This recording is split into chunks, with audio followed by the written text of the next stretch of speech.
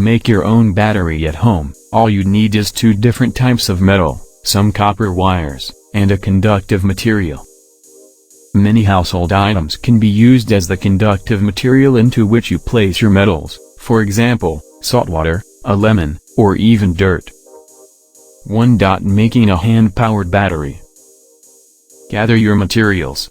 For this battery, you'll need one copper plate and one aluminum plate, both roughly the size of your hands. You'll also need two electrical lead wires with alligator clips at both ends, and you'll need a voltage meter. You can purchase the metal plates, wires, and voltage meter at a hardware store. Place the aluminum and copper plates on a piece of wood.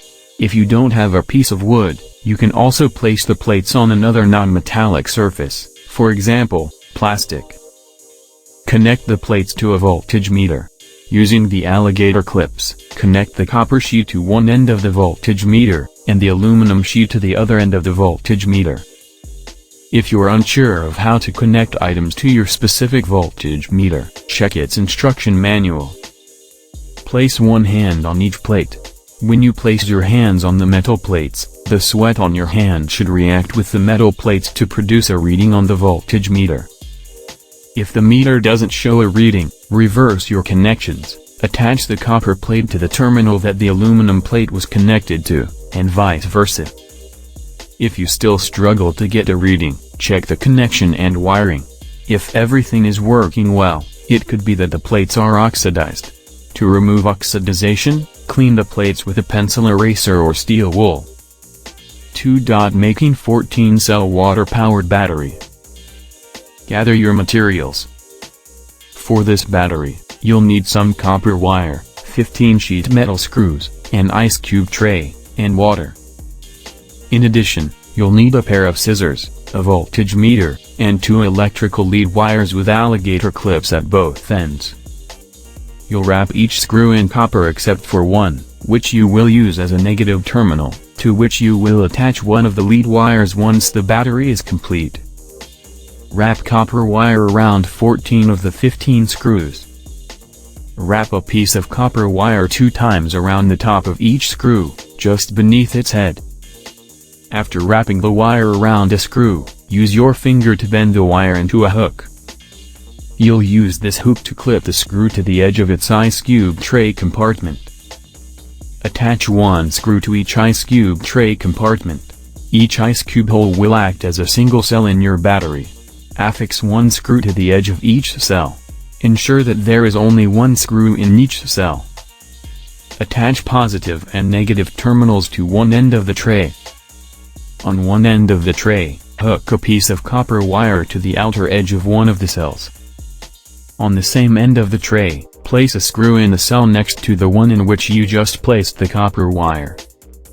Ensure that the screw sits above the rim of the tray, as you will need to attach a lead wire to it. Fill each cell with water.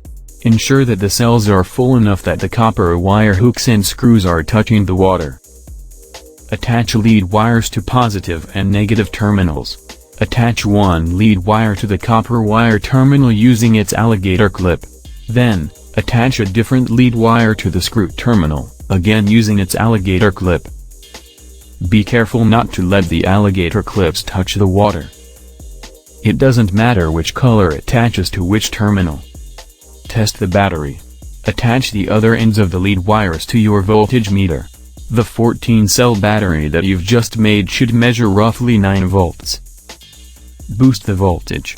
You can boost the voltage of your battery by switching your conductive solution to salt water, vinegar, bleach, lemon juice, or lime juice, or by using more copper. 3. Making a salt water-powered battery. Gather your materials. For this battery, you'll need one plastic cup, 6 to 8 ounces, 2 3/4-inch wide strips of metal that are taller than the cup, and 1 tablespoon, 79 milliliters, of salt. Each strip must be a different type of metal, but you can choose which type. Zinc, aluminum, and copper are popular choices.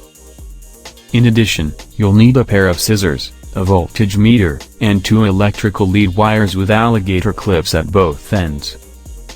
Fill a plastic cup 3/4 full with water. Note that the cup doesn't absolutely have to be plastic. It just has to be non-metallic.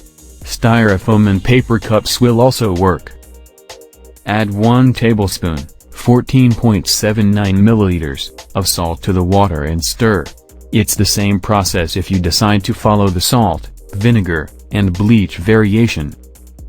Place the 2 metal strips into the cup. Ensure that the strips are touching the salt water and extending past the cup's rim. If the strips are too short, bend them so that they hang off the cup's rim and dip into the solution. Attach the lead wires to the metal strips. Attach one lead wire to one metal strip using an alligator clip. Then, attach a different lead wire to the other metal strip, again using the alligator clip. Be careful not to let the alligator clips touch the water. It doesn't matter which color attaches to which strip. Test the battery. Following the instructions that come with your voltage meter, connect a lead wire from each metal strip to the voltage meter. The meter should read your battery's voltage at roughly 3/4 volt. 4. Making a soda-powered battery. Gather your materials. For this battery, you will need 1 unopened can of soda, any type will do, 1 plastic cup, 6 to 8 ounces, and 1 3/4 inch wide strip of copper that's slightly longer than the height of the cup. In addition, you'll need a pair of scissors, a voltage meter, and 2 electrical lead wires with alligator clips at both ends. Fill the plastic cup roughly 3/4 full with soda. Note that the cup doesn't absolutely have to be plastic. It just has to be non-metallic. Styrofoam and paper cups will also work.